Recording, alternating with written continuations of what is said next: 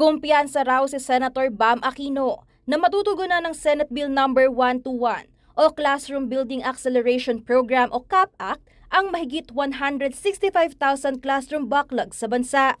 Kapag naisabatas, sinabi ni Aquino na papayagan ng CAP-Act ang mga LGU at non-government organizations o NGOs na magpatayo ng maayos na mga silid-aralan sa tulong ng pondo mula sa national government.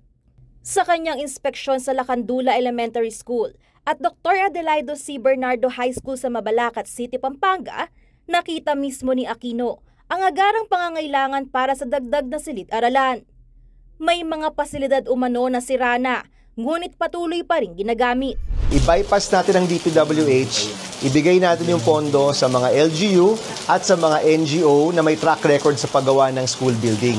Sa tingin po namin, mas mabilis yung paggawa at mas mura pa sa tamang halaga. Aniya, dapat matiyak na ang pondo para sa edukasyon ay nagagamit ng wasto.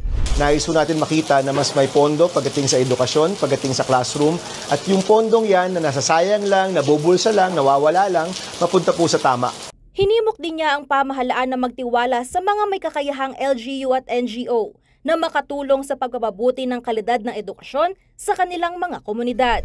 In partnership with LGUs, DepEd, and of course, na mapunta po yung budget dyan, I'm sure kaya ho nating mapunuan yung ating kakulangan.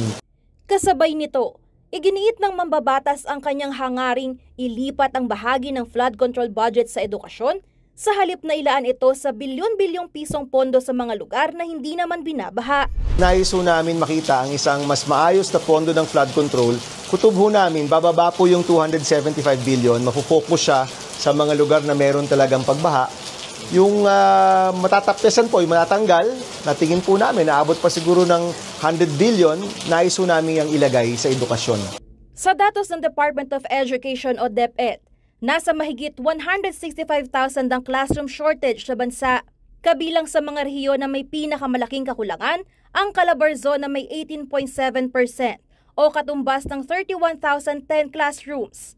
National Capital Region o NCR na may 15% o 24,816.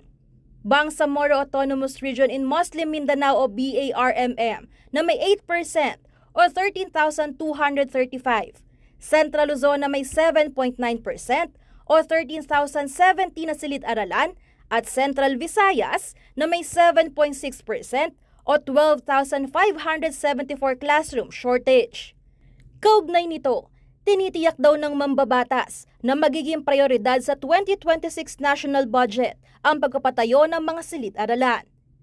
Hinikayat din niya ang DepEd na maglatag ng mas malinaw at updated na datos para matukoy ang kinakailangang pondo para sa pagpapatayo ng mga gusali para sa sektor ng edukasyon.